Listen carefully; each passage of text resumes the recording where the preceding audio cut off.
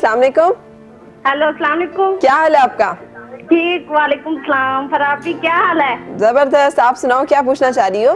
फराबी मैं पूछना भी चाहती हूँ और पहले तो बहुत इंतजार करवाते हैं, प्लीज इन्हें कहा करें इतनी इंतजार ना करवाया करें। बिल्कुल ठीक है, पूछना क्या है?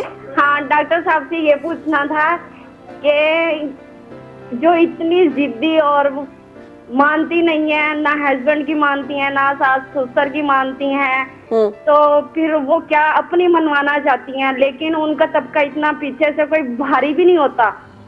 क्या नहीं भारी होता? पीछे से कोई इतना उनका स्टेटस भारी नहीं होता कि वो अपनी मनवाना चाहती हैं कि सास ससुर की नहीं मानती, हस्बैंड को कुछ नहीं जानती, क्यों उनकी मानती नहीं है, बदतमीजी करती हैं, बदचलन करती हैं, क्यों उनका कहना नहीं मानती। डॉक्टर साहब से कहना है कि उनके बारे में जरूर कुछ कहें। उनके बारे में बताएं। लफ्ज बहुत बड़े बड़े आपने बोले हैं, बदचलन करती हैं, ये तो बहुत बड़ा लफ्ज है। अगर कोई ऐसे करता है तो लाजमी, मैंने आपको मतलब पता है बदचलनी का?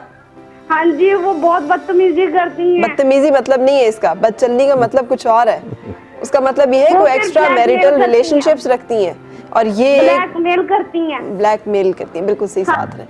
तो ये क्लियर हो गया कि वो यही जो मैं आपको कह रही थी ना कि फौरन आता है खातून पे वो जरा से जो आप कह रहे हैं पीछे लगा के रखो, तो मियाँ भी पीछे चलने की कोशिश करे तो सास ससुर और माशरा ही ताने देना शुरू करते हैं, तो बीवी के पीछे लगा हुआ है। ये मसले का दूसरा हिस्सा है। मैं उन जगहों की बात कर रहा हूँ जहाँ खवातीन बहुत हद से ज़्यादा नाइस, हद से ज़्यादा टॉलरेंट होती हैं। सही। देखिए, हद से ज़्यादा नाइस, हद से ज़्यादा कोई चीज़ भी होगी तो वो बीमारी को ही जन्म देगी। तो हद से ज़्यादा नाइस होना, हद से ज़्यादा टॉलरेंट होना, ये रवैये हम इंसानों में जब जन्म लेते हैं और अमूमन 2-3 पुश्तों में चलते चलते स्ट्रॉन्ग होते हैं, तो जब भी हम हद से ज़्यादा नाइस और हद से ज़्यादा टॉलरेंट होंगे तो हमारे घर में किसी को, शौहर के अंदर या बीवी के अंदर एडिक्टिव बिहेवियर कोई ना कोई ज़रूर आएगा। कोई ऐसा हद से बड़ा हुआ रवैया आएगा जिससे कि पूरे घर की ज़िंदगी अजीरन हो सकती है। सही, ठीक है।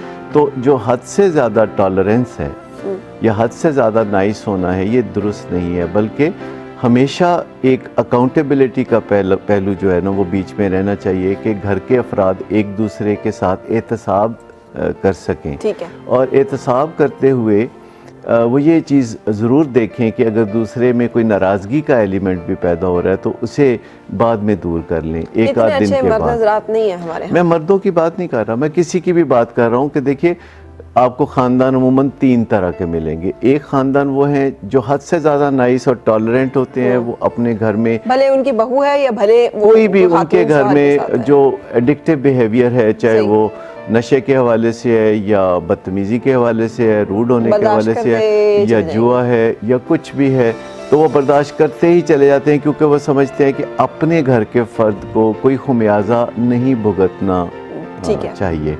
उनके नज़दीक ये होता है कि कोई कितनी भी गलती करे तो वो बर्दाश्त करके उसको कवर अप करते हैं। ठीक है। अच्छा, ऐसे घरों में जहाँ बहुत नाइस और टॉलरेंट बिहेवियर होते हैं तो वहाँ ये फिर एडिक्शन या मुख्तलिफ़ किस्म के एडिक्टिव बिहेवियर्स जो है आगे आते हैं। इसके ऑपोजिट वो फैमिलीज़ हैं जो बिल्कुल कुछ बर्दाश्त नहीं करते और नो नॉनसेंस बिहेवियर उनका होता है कि कोई गलत चीज़ बर्दाश्त नहीं करेंगे।